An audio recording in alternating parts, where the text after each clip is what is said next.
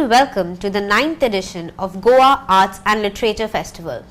Robert Frost had once said, "Poetry is when emotions have found its thoughts and thoughts have found words." Today we have with us Miss Urvashi Bahuguna, whose first poetry collection have received tremendous appreciation all over. Hello ma'am. Ma'am, what does poetry mean to you?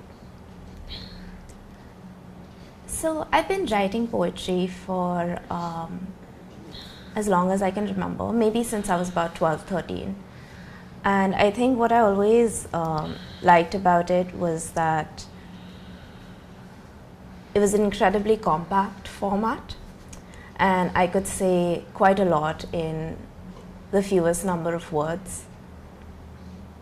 I think often in life I feel like I'm rambling and I speak too much, and I don't end up saying what I mean. And I think in poems what I really appreciate is that in the redrafting process I manage to get it down to the essence of what I'm trying to say. And I do think that in poems I often end up communicating the things that I can't properly communicate to the people in my life. Yeah.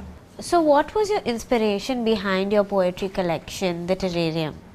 So it's my first collection, my very first book, and as a result I think it ends up talking about my childhood in Goa. Like, that's a really big part of it, and also about early relationships and what they meant to me, my grandmother's influence on my life, how a past relationship made me reevaluate things.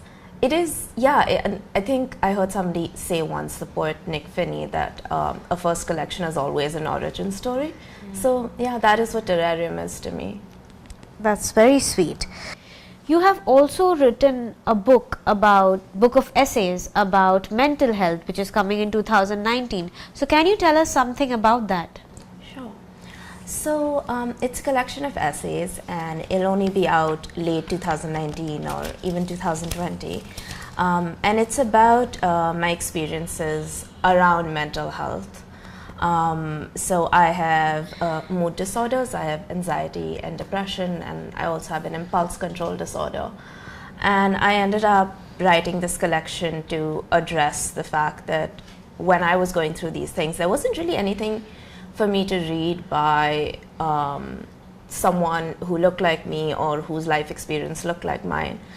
There was plenty to read from the US and the UK, but there wasn't so much from India. There's just a few books, Jerry Pinto, Nevatia, etc. So yeah, that's why I ended up putting this collection together. You said that you suffered from mental illness as well. So how difficult or easy it is for you to pen down your thoughts? I think it is difficult, of course, because you're putting yourself out there. You always feel a little bit conscious of who is going to see you differently because of it. And I think what helps is that I went through that journey in my personal life before I brought it to my professional. So in about 2013-14, I was having conversations with my friends and family about it. And there was a whole spectrum of reactions, some good, some bad, some like in the middle. And some of them were very hurtful, and some of them were very strengthening. And so I knew what to expect when I started writing it, and I started to like toy with the idea of sharing it with the world. And I think once you've really shared with like the people closest to you, it's not so hard anymore. Yeah. Okay. So do you think that books about mental illness actually help people going through it? Well, so the 2-3 essays that are online and available for people to read, I've always received letters from people saying that, you know, they went through something similar, or I actually get a lot of letters from parents saying that, yeah, you know, my child is in college and they're going through something similar, and do you have advice for us? So sometimes people write in asking for advice, sometimes people just write in to say that, you know, I had a very similar experience, and I think it just connects with people. I think that there is a real gap in India where mental health is concerned, and I hope that more and more books come out about it. Yeah. It's very sweet.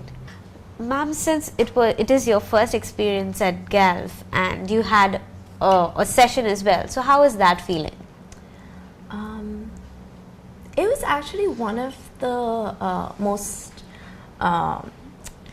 difficult sessions I've done because of the subject matter and because I was coming back to the place that I grew up and I was talking about mental illness. But the moderator and my co-panelists were really, really good. So it was, even though it was I knew like consciously that I was feeling a little bit uncomfortable, I was still able to have a really productive discussion because I trusted the two people sitting next to me so much, and it was just a very, very well thought out session by Samana. So I'm very grateful for that.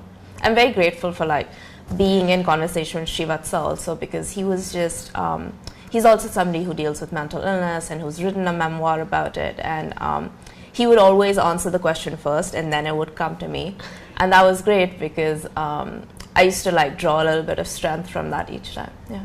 That's very nice. Thank you, ma'am. It was lovely talking to you.